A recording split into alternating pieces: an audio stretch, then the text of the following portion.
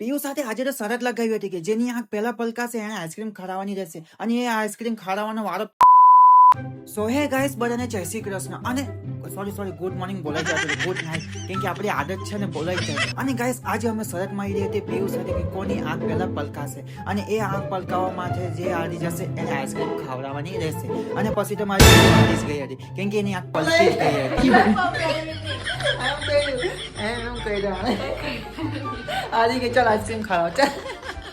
ને પછી તો પીઓ હારી જ ગઈ હતી અને પછી નો વારો આવ્યો તો પૈસા કાઢવાનો અને એ પૈસા કાઢી જ નહીં હતી અને સૂઈ ગઈ હતી પછી મેં જબરજસ્તી કરીને એને પર્સ માંથી પૈસા કાઢી જ લીધા જેવી 100 રૂપિયા અને એ પૈસા પીયુના નહીં પણ મારા હતા કેમ કે મેં એને મૂકવા આપ્યા હતા ને પછી મેં એને પીયુ નીકળી ગયા આઈસ્ક્રીમ લાવવા માટે અને મેં પહેલા કીધું પીયુને થોડુંક માથું જોઈ લઉં કેવું છે સારું છે ને અને પછી અમે આવી ગયા જનતા આઈસ્ક્રીમમાં ઉભી કામરેજમાં અને અંદર આવતાની સાથે મેં આઈસ્ક્રીમ જોઈ તો વિચારમાં પડી ગયો મેં કીધું પીયુ જલ્દી આવ કે તું આઈસ્ક્રીમ તો જો અહીંયા કેટલી બધી છે અને કયા પ્રકારની છે ને કયા અલગ અલગ કલરની હતી અને મને વિચારમાં પડી ગયો અને પછી હું વિચાર કરતો હતો બહુ તારી આટલી બધી આઈસ્ક્રીમ છે આમાંથી કોઈ પસંદ કરીએ પીવો પણ વિચારમાં પડી ગઈ પછી તો કેમ કે હારા કોઈ લેવા આઈસ્ક્રીમ એમ પછી તો ગમે તેમ કરીને માથાકૂટ કરીને કોઈ પણ આઈસ્ક્રીમ લઈ જ લીધી અને અમારે ખાવા તે વાત હતી અને ઘરે આવતાની સાથે મેં લીધી ચોકલેટ વાળી અને પીવે ખબર નહીં કોઈ આઈસ્ક્રીમ લીધી પણ મને નામ જ નહીં આવડતું હતું અને આ ચોકલેટ વાળી આઈસ્ક્રીમ જોઈને મોંમાં પાણી તો આવી ગયું હશે તમને પણ મને પણ પછી મેં ચાવલેટ કરી દીધું અને આપણે આઈસ્ક્રીમનું નામ નહીં જાણવાનું આપણે ખાવા હાથે વાત અને પીવું ક્યાંની પીતી હતી અને એની આઈસ્ક્રીમ સાઈડમાં પડી હતી ને મેં વિચારતો હતો કે મારી આઈસ્ક્રીમ ફટાફટ ખાઈ લે પછી પીવું આઈસ્ક્રીમ ખાવા એમ